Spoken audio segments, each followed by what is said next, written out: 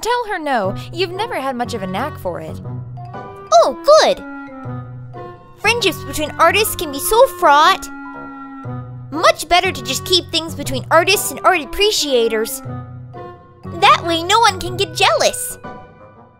The girl's smile widens even further and you feel an unbelievable rush of joy. Have you finally found someone who isn't a total fucking maniac? And she brought up friendship without you having to mention it at all. It puts a spring in your step, or as much of a spring as possible with a broken arm and misaligned torso. Amisia leads you into an elevator with buttons labeled in spiky letters that make absolutely no sense to you. You realize that probably nothing is ever going to make much sense to you again.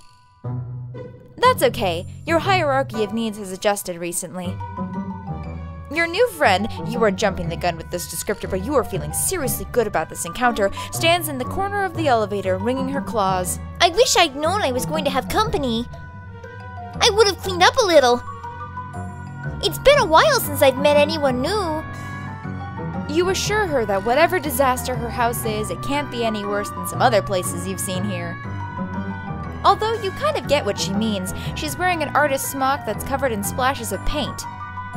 Actually, it doesn't really look like paint, but it couldn't be anything else, could it?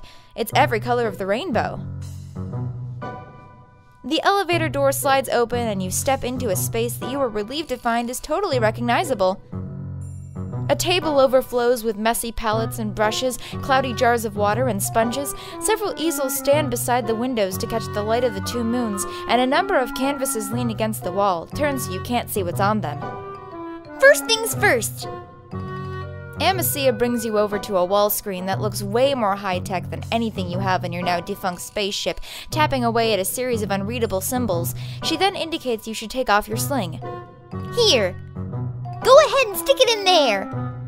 She seems to want you to put your injured arm into a large hole in the wall, which you do, because you are sure your new friend has your best interests at heart. The hole shrinks down like a blood pressure cuff, sending bolts of agony through you. You want to yank your arm back out, but you don't. Even if it's broken, you still like having it attached to you. Instead, you shout a lot and thrash your other limbs around. Calm down, you big wriggler! It's like you've never seen a medicalizer before. If you don't stop moving, it won't work.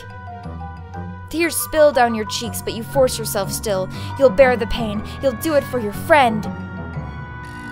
She's looking at you so hopefully, and she's so delicate and pretty, almost angelic. You look at her face and tell yourself it's all going to be okay. Finally, the hole releases you and you pull your arm back out to find it completely healed. You can move your fingers. It doesn't even hurt anymore. Hey, things are looking up. See? I told you. This is great. You are overwhelmed with the urge to celebrate. Be chill about it.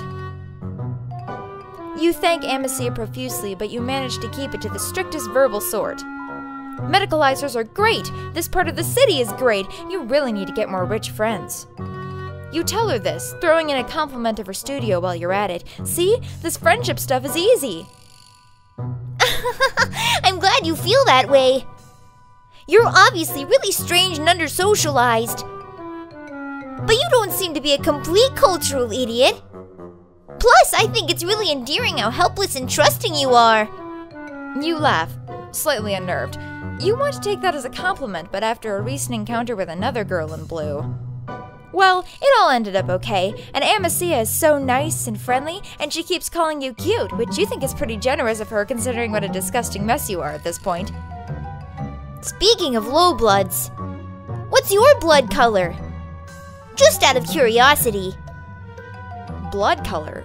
You aren't really sure what she's talking about, but red? You tell her it's red. She looks a little disappointed. I've got plenty of burgundy. Oh well. Good thing I have a delivery coming soon. Hey, do you think you can help me set a few things up before they get here? They?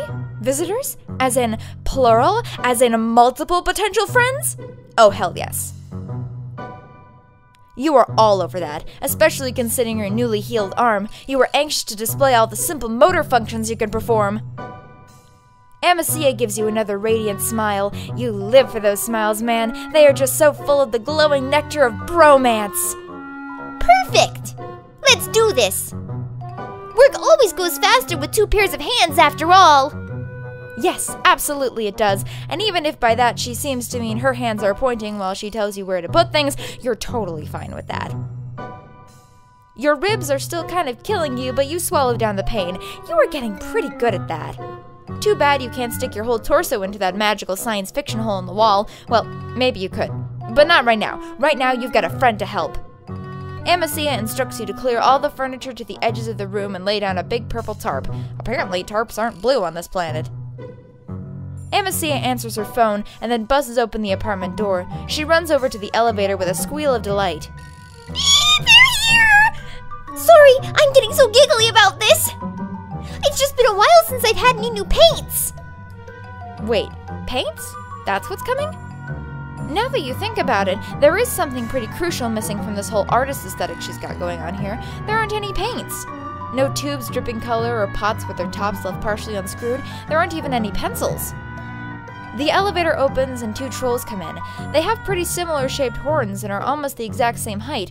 Brothers? Do trolls have brothers? From their uniforms and their douchey, swaggering way they walk, you get the idea that they are some sort of law enforcement. That, and the 3rd troll in handcuffs that they are dragging between them. Thank you, guys! You always bring me the best materials! They don't say anything. They just bring the 3rd troll to the center of the tarp and force them into a kneeling position. Then they bow to Amisia and leave the way they came. This doesn't look great. Even before Amisia runs out of the room and comes back in with an axe the size of her whole body, you are not loving this. The troll on the tarp trembles and bites back a sob, but they don't say anything or try to run.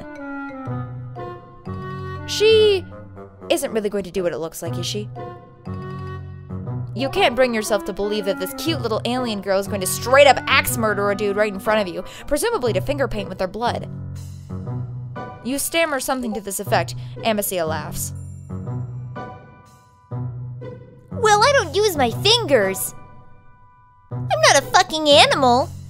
She considers you for a few moments, tapping a claw against her mouth. I know. You can help me. I only ever let one other person help with my work, and she's out of town right now. But you and I have a connection. You feel it too, right? You do. God, you do. You've been feeling it so much lately for everyone you meet. You thought you would maybe come across someone who would readily accept your platonic longings without putting you through the ringer first. You do want to help me, don't you? You do. You want that more than anything. Amisia looks at you solemnly. Why don't you do the honors? She holds out her axe. I wouldn't offer this to just anyone, but I can tell how special you are. You're trembling. The troll on the tarp is also trembling, but unlike you, they seem to have accepted their fate. Slowly, inevitably, you hold out your hand for the axe. Amisia gives it to you with a smile. God damn it, you forgot about your broken ribs, and that you're a human and can't just pick up gigantic fucking axes with one hand. You drop it, and it bounces away from you, like way more than you think an axe should probably bounce. You look up at Amisia from where you are doubled over with pain and shame. She laughs and scampers over to retrieve the axe, once again swinging it up without any signs of strain. She doesn't even have any visible muscles. What is this girl made out of? How silly of me! You seem so culturally advanced that for a second I forgot about your natural inferiority. Here, I'll give you a second chance. You nod. Yes, please, a second chance that does not include committing gruesome murder. Usually I just use chains, but I've got a better idea. Oh God. You get what she wants you to do. You hesitate and Amisia's smile gets even sweeter, sweet like poison. Oh? You don't want to help me? The tarp crinkles underneath you as you kneel. You grasp the troll's shoulders and mumble an apology. They continue to say nothing. Amisia is sharpening her axe, which already looks pretty damn sharp. Hold on tight. You try. You really do.